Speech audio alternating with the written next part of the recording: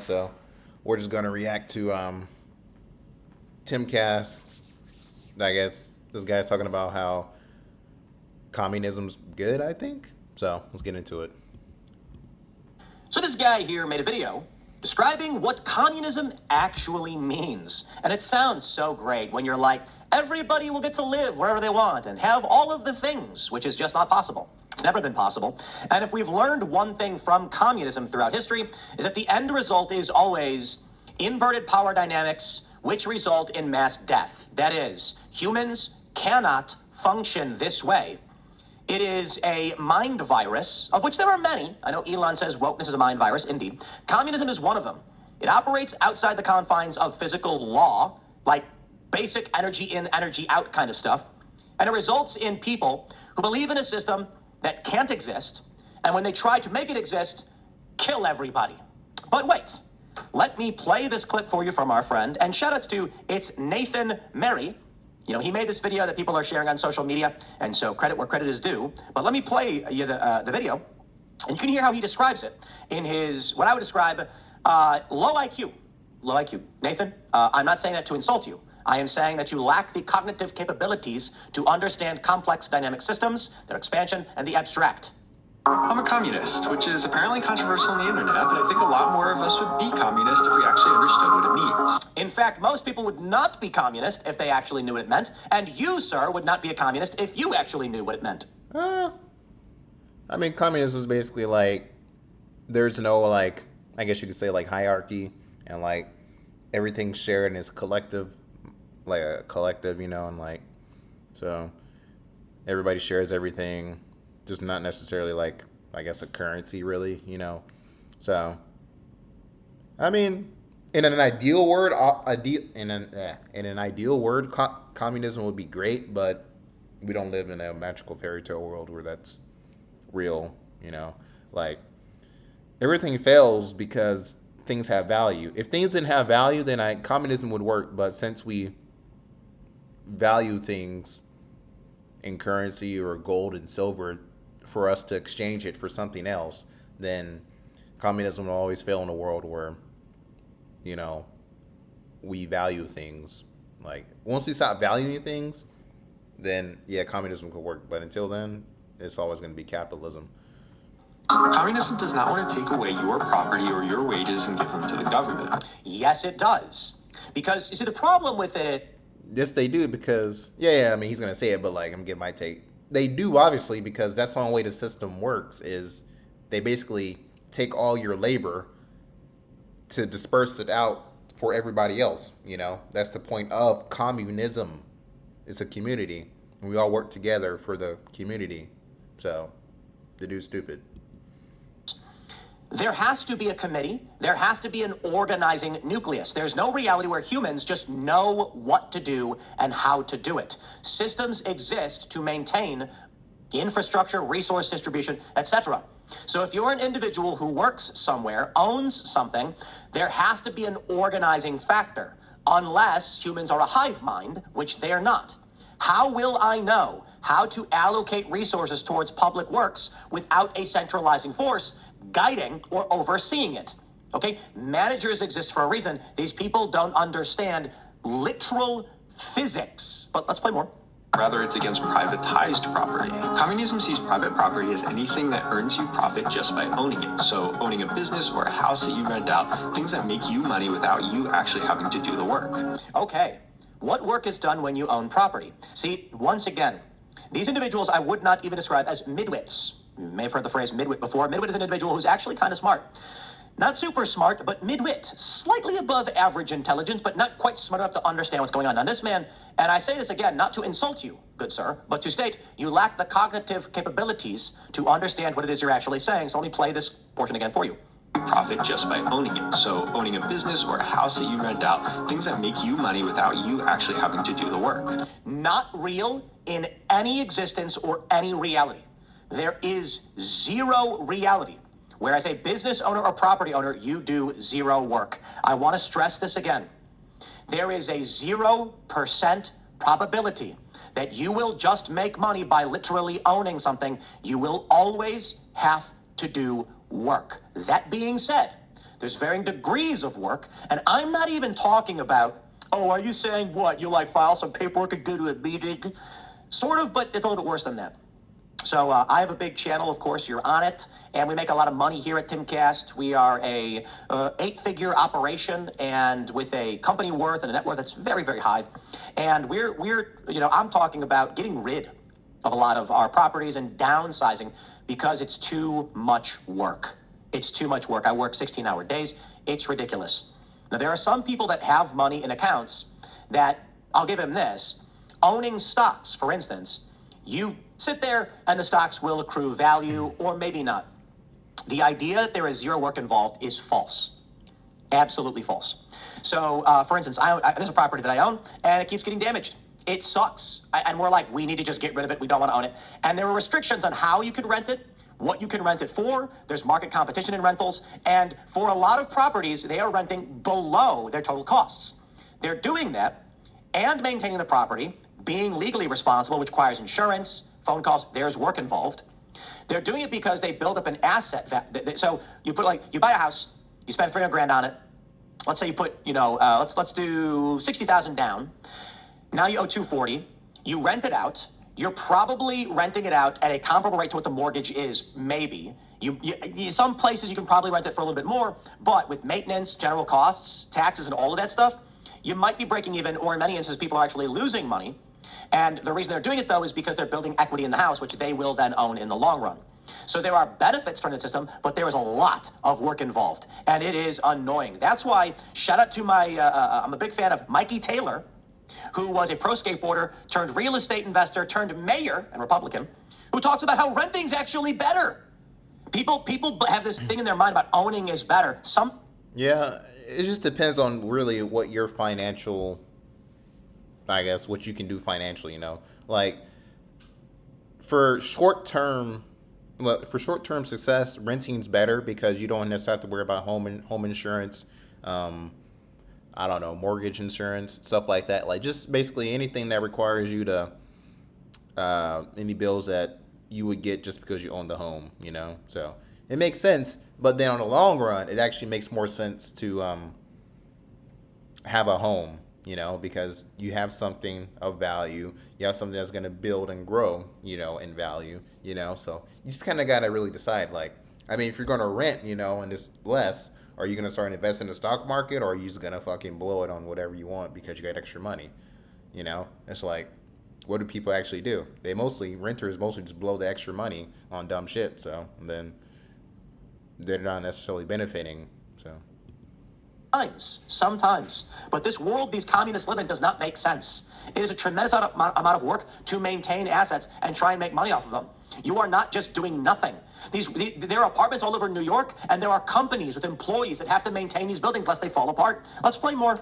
And communism defines the bourgeoisie as the class that owns those assets and the proletariat as the working class that sells their labor to rent those assets. So communism just advocates abolishing the structure that allows one class to own things and another class to have to work and be exploited to be able to use those things.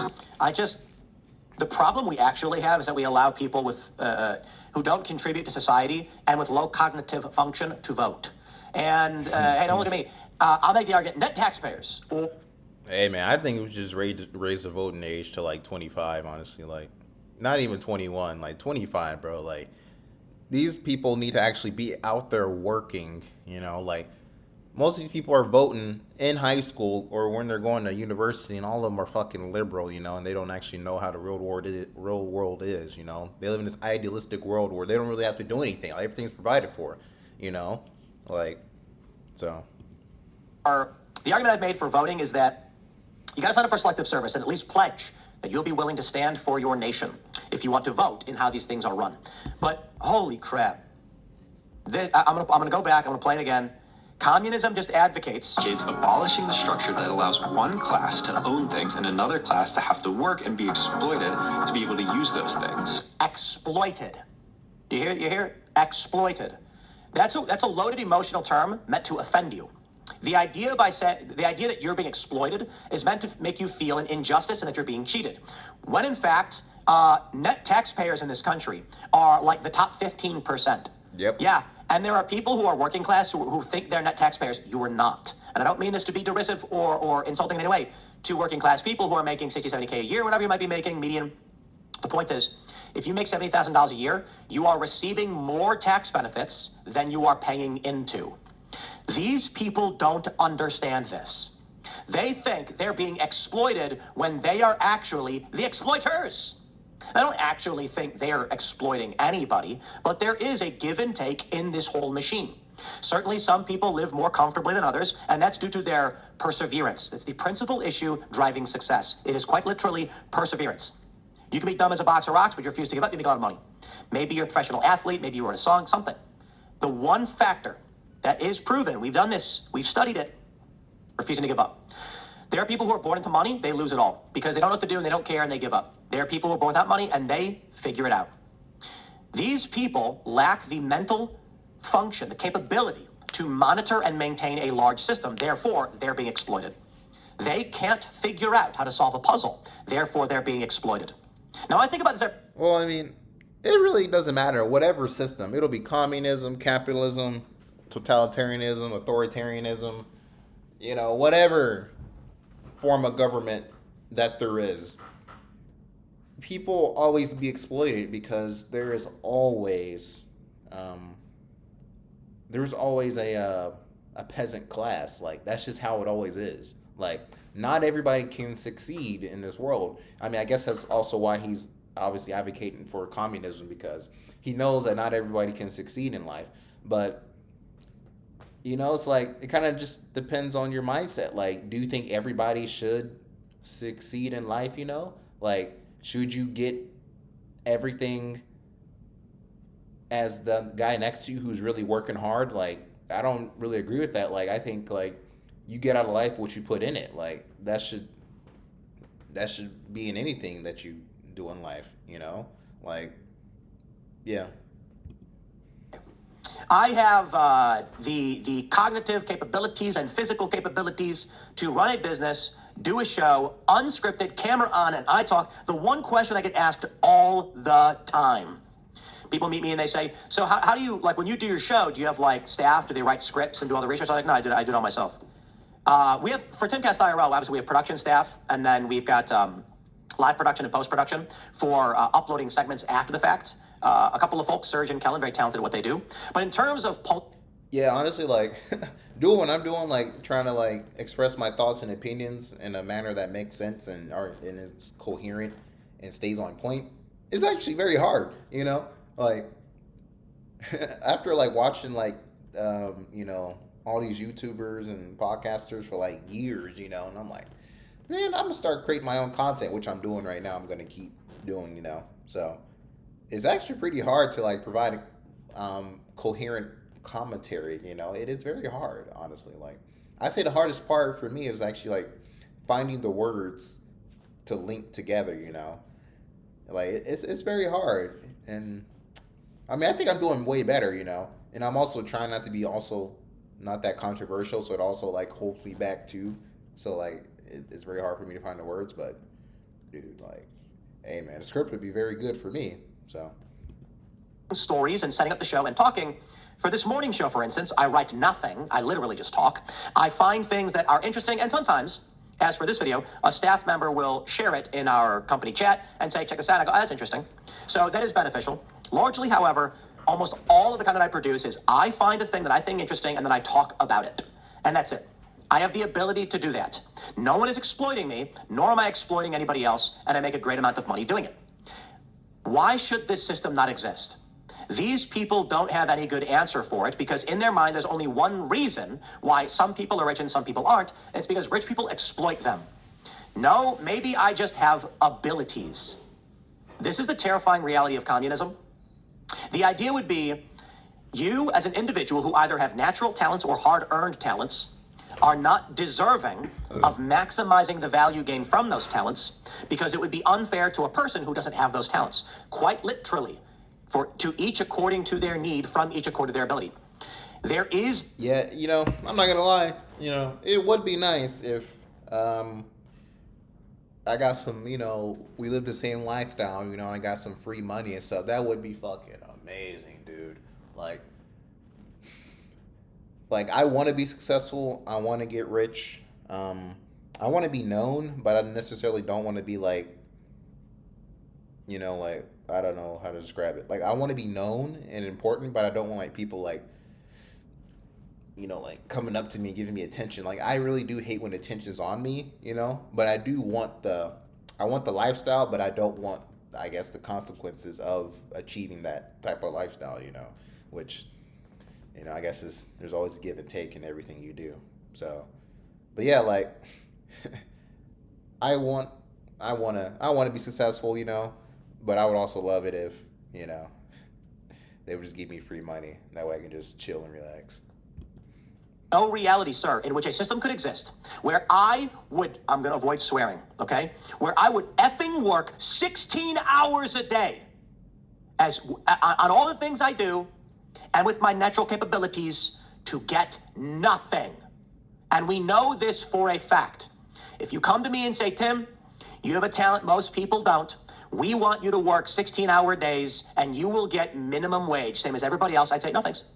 Yeah. Well, the communists, when they say from each according to their ability, to each according to their need, I don't think the people really understand these communists. When they say from you, they're not asking. They're not asking. They're saying you have to. So here's an idea. Okay, but I refuse to work. I'll only work as much as the next person. And then the output diminishes. Therein lies the problem. This is one of the biggest problems with the progressive tax bracket. And even though I'm still somewhat in favor of it, I'm critical of it for this reason. The only reason I make as much as I do is because I work 10 times harder than everybody else. If I decided to just work half as much, I'd be so much more relaxed and I'd make a decent amount of less, but I'd still be well off. I would pay less in taxes. So, well, to be fair, I would pay a solid number less, but tax-wise, percentage-wise, it'd be the same. Yeah. Here's the issue. Let's say you make 100 grand a year working 40 hours. And so at 100 grand, you're going to pay something like 30 grand in taxes or something like that. I mean, 27 maybe. And then you go to your boss and he's like, listen, if you work double shifts, you're not just going to get double the pay. You're going to get time and a half. That's right. You're going to make 250. And they go, but the more money I make by working more hours, the bigger percentage I have to give to the government. So time and a half doesn't actually pay out. What happens in my circumstance is I end up working twice as much with a diminishing return on the actual monetization, profitability of the content produced at a higher tax paid. That means, I've talked about it quite a bit, that if I only did the morning show, I'm rich. I don't need to do Timcast IRL, but Timcast IRL requires more staff, booking staff, bigger infrastructure, there's security issues, and so we're having struggles with it because it doesn't generate as much money as just a solo VOD with high margins. This is a VOD, it's video on demand.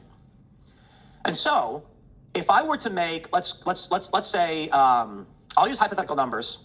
Let's say I make 80 units off the morning show, and then by adding double the workload, I'm adding 40 more units, currency, whatever you want to call it. So it's a 50% revenue increase at a 100% labor increase. Mm-hmm. Now, if you're willing to do that, that's up to you, and I am, and so I do. Unfortunately, that 50% increase is taxed at 50%. So I'm working. Well, it also depends on what you value your time as, or your labor as. Like, he's viewing it, obviously we're talking about communism, but like, he's valuing it as money, but like, yeah, your Timcast IRL show doesn't bring in that much money as your, your personal channel, but then like, what does your Timcast IRL do, for the population? Like, does it provide them good information? Does it provide them, debate tactics, provide, whatever, like, and sometimes it's like,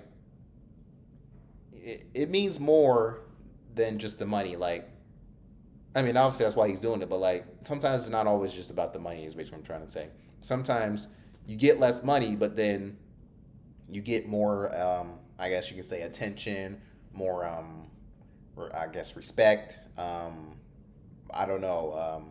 whatever, like, sometimes it's not always about the money, You do, I'm not saying the money's not important, but like, in aspects of what he's using, Timcast RL is that part of his business to where it brings in a lot of people to watch, you know. So 100% more for a 25%. It sucks. It's not always about the money, though. The point is, I do what I do because, well, I enjoy doing it, and I think it's important. It's mission-driven, right? Timcast IRL isn't just about making money. Otherwise, we would have stopped doing it a long time ago. no, okay, it's No, not it's good. It does make money. But then, here's the best part. With the increase in taxes, because we're making more money, so I'm working twice as much, I'm getting half the... There's a diminishing return on output. There's an increase on taxes for doing the extra work, and then a staffing increase. I've done the math. The only thing driving the nightly show is that it's important, and people like it.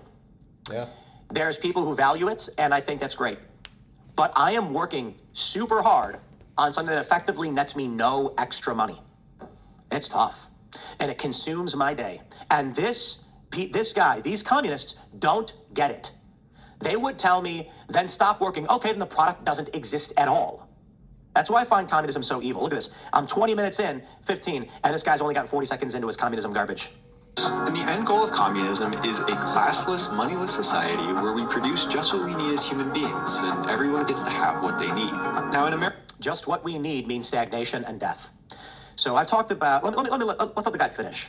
we're currently in late-stage capitalism because so much of what we need is privatized, and the gap between the owning class and the working class is getting wider and wider. And at some point, it's going to break because the working class will no longer be able to afford what they need to live. This is functionally false. And there's so much wrong with everything this guy is saying. I do need to address it one point at a time, though. So in this regard, let me just stress, what you need to live changes based on social order and technology. You didn't need a cell phone 20 years ago. You certainly do now. You could have had a cell phone 20 years ago, but you didn't need one. It was a benefit. At this point, you literally can't even board a plane unless you have a cell phone because that's how they do it. When you go to the kiosk, they don't print out tickets anymore. You have to have a cell phone. It's pretty wild. I think you can still go to an agent, ask them for a physical ticket, but for the most part, nobody's got them because everybody has a phone. Society has changed. It is not that people won't be able to afford what they need anymore. It's that household management, oikonomia, the economy, it's not being managed functionally. So we can agree that there's issues there, but communism, which destroys the system and is incapable of producing what people need. I'm going to go back because I don't want to miss that this part right The here. end goal of communism is a classless, moneyless society where we produce just what we need as human beings, and everyone gets to have what they need. Okay, so why do humans... I mean, yeah, that's a good idea, but like that also necessarily means that there's gonna be fucking famine because how do you know what everybody needs? Like that doesn't make any sense. I mean, I guess if you give everybody... No, actually, it doesn't make any sense because that would require you to just be in their house all the time to know exactly what they need. Like, that's why people go shopping. They buy what they need. But in this aspect, the government will tell you what you get, and they'll limit the amount, you know, because they have to give it out evenly to everybody because everything has to be equal. more than they need because of winter and because seasons in general. So if you go back way back in time, and I'll give you the thought experiment like this. You've got a guy, and he goes to his caveman wife, and he says, honey, me get fish. And then she looks with a big one fish, and she goes, fish good, we eat fish. She says, me love ugh, good husband, bring fish. And then they eat the fish. And then the family eats the fish. And the next day he says, I'll go get one more fish. And he comes back with that one more fish. Across the way is Gorg. And Gorg goes to his caveman wife, Gruga, I don't know, whatever. And he says, Grug, bring fish. And she goes, Grug, bring only one fish? Why not Grug bring two fish? One fish, Grug lazy. Gruga deserved two fish. And he goes, oh, Gruga always nagging Grug. Grug just got home from work. I got you a fish. Grug, go get two fish tomorrow. Fine, I'll get two fish tomorrow. Grug works twice as hard and he comes back with two fish. Well, in the immediate, these two caveman families experience something. Grug, he got twice as much fish. And he and his wife, they get a little fat on their bodies, a little bit fat. And their kids eat a little bit extra. And you know what they do? She says, Grug, extra fish. And he goes, Grug, jerk it. He's gonna make jerky. Yeah, he's gonna jerk it. Quiet. So he takes it, he salts it, he preserves it, he hangs it up and says, if we need to eat it, we will. Ugg has no extra fish. So they don't get fat at all. And then one day a storm comes. and it destroys the path that normally gets to their fishing spot, and it displaces them, and they're forced to flee. And so Grug takes the jerky, the extra food, wraps it up, and he flees with his family. Ugg flees with his family. They both end up in different places, and Ugg says, "Me no have fish. Where fish?" And they starve to death, and they die. Or we can say just winter comes. Winter comes around, because winter is a guarantee, and, Ugg's wife says, "You good husband, I'm sorry we starve." And he goes, "Yes, we starve," and they die. And Grug and Gruga, well, he's got extra fish and jerky, and she's nagging him nonstop. And so he's got a bunch of extra fish and grains because she was demanding of it. She said, "We have to have more." And you know what the reality was? It wasn't that I'm joking, like, "Oh, you're nagging me." It's that he said, "You're right. Winter is coming. We need more food to be ready for it, because we can't be guaranteed to get fish or meat in the winter. So we must save as much as we can and be ready." And that's the issue. Just produce what you need. What we need is excess, because we have to prepare for the worst. Sometimes you get cut off. The idea that I'm going to work twice as hard for the minimum results in starvation and North Korea. Now, in America, we're currently in late-stage capitalism because so much of what we need is privatized, and the gap between the owning class and the working class is getting wider and wider. I'll agree with one thing. Yeah, that's true.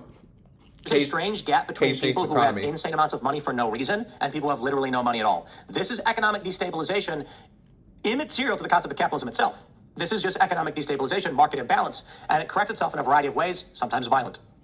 And at some point it's going to break, because the working class will no longer be able to afford what they need to live. And the next transitional step before full communism is socialism. The government still exists under socialism, it's just reformed. And the goal of socialism is to move some of the means of production back into workers' hands. And some countries have already implemented this, but it allows for less class distinction and division between the owning and the labor classes. And if we at least can get here, we'll all be able to breathe a little bit easier. No, you won't. You'll die. I run a business. I experience this all day, every day. And I mean this no disrespect, but there is a very obvious degree of capability that humans have. Some people are capable, some people are not. Some people are insanely capable, some people are capable at absolutely nothing. But typically anybody who has a job is capable of doing something of value.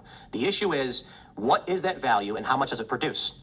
There is a functional problem with this ideology, the idea that everybody, let's put it like this. The phrase is simple. From each according to their ability, to each according to their needs. What if your ability is a deficit to the needs of the society? Well, over a long enough period of time, if your society produces people who are in a deficit, you all die. It's the stupidest thing imaginable. There's 800 million ways to describe why communism is full-on stupid. But how about this? You have 100 cavemen. Each and every one of them go through a harsh winter. Half of them die out. The only ones that remain are those who are capable of producing well and in excess. So they're great fishermen and hunters, and they're also willing to have a little extra to prepare for the worst.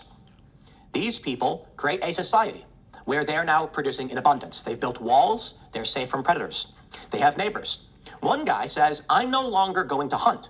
I'm going to focus solely on making shoes. I'm going to take the skins from the beasts, I'm going to wrap them up to protect your feet." Now, this person is no longer producing resources for direct survival. He's producing for protection, which increases the odds of survival for others. But with this job in and of itself, this individual will not be able to survive. That being said, the production of shoes is a net benefit, which increases the likelihood of survival, decreases infection, and ultimately helps more people live. Over a long enough period of time, your society ends up building... I'm a communist. It ends up building out to a percentage of people who are producing in deficit. That means they do some work, but they require more food and resources than they output. The shoes they make are kind of bad. And so what happens? This person can't work and they end up destitute. They are now sitting around, they are starving, and they are only surviving off the good graces of those who would have them. Early on, winter comes around, and the people say, "We have nothing to spare, we're in hard conditions ourselves," and this person dies. They freeze to death. Over a long enough period of time, you end up in a society we have today, where we have probably tens of millions or more individuals, I believe it might be like 40 to 50 million people, who are in deficit. That means, well, actually, I can put it like this. If we're looking at net taxpayer, then around 80% of this country is in deficit. They are not producing enough to maintain the system itself. And I'm not trying to be a dick, but it's true. Now, to a certain degree, that's fine. Those that produce in excess do provide for those that produce in deficit to a certain degree. But when the deficit exceeds production, everyone dies. And this is where we're at right now. That's why communists are stupid. If you decide to break the system, pull out the legs from underneath, and thus create a reality in which you take away the excess from those that produce it, so they say that I'm not going to anymore, what happens? If everybody is put into a system where those with the means are forced to work but only receive the minimum, they will stop working. And there's nothing you can do to make them work. You can take someone of great mind and capability, and they're just not going to do it. Then what happens? Without the excess, those in deficit die. And instead of just giving up and dying, they'll get violent and you'll get revolution. And then everything breaks apart. But I'll wrap it up with a very funny story. A social experiment done at a school, maybe apocryphal, but it's a great urban legend. The story goes that a teacher was trying to explain economic systems to their class. I believe it was a high school class. And so they said, we're going to do an experiment on communism. For all of you who take tests and do your homework, that is your labor, your output. Your grade is your pay. So if you work really hard, you'll get an A. If you don't work hard at all, you get an F. Here's what we're going to do. Everyone is going to take the same tests, but we will average out the total score and everyone will get the same grade. And then Wow. That's actually how a lot of some of my online classes are. Like, they average everything out.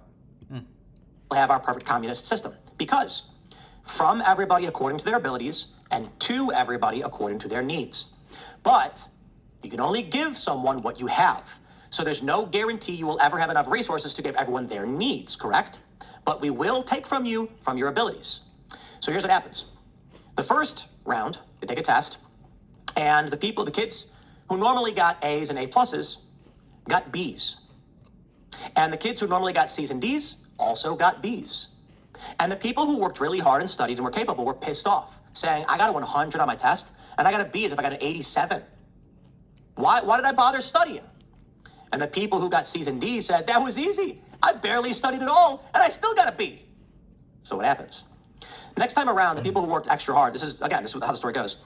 For the next week, the students said, well, I busted my ass off and only got a B anyway, so I'll aim for a B because what's the point of trying to aim for an A? The people who got C's and D's said, I barely had to do anything. I'll just keep doing what I'm doing. I'll get a B. Well, now there's no A's anymore. So everybody ended up getting a C. And the people who normally got C's and D's were just like, C's better than nothing. And the people who normally got A's were like, well, I guess I shouldn't work as hard as I did because even aiming for a B, I only got a C. Next week, everyone got F's. The point was, they were forcing the people of talent to work and get nothing for it. So they said, well, then why bother? I should relax. Stop stressing about it. The people who produce in excess stopped, and the people who produce in deficit didn't change. So the overall output diminished. Communism doesn't work. And so they say, yes, but what about a society where, listen, the reason why communist countries have massacred 80 to 100 million people is because it doesn't work. And so you have to kill those who are trying to survive to force everyone else to bend the knee. And then the rest of them starve to death, like they're doing right now in North Korea. So here's your lesson on communism. I hope you enjoyed it. I can't believe I went for a half an hour on this, but Yeah, that was pretty good. the guy had a minute-long video and I made a half an hour reaction to it.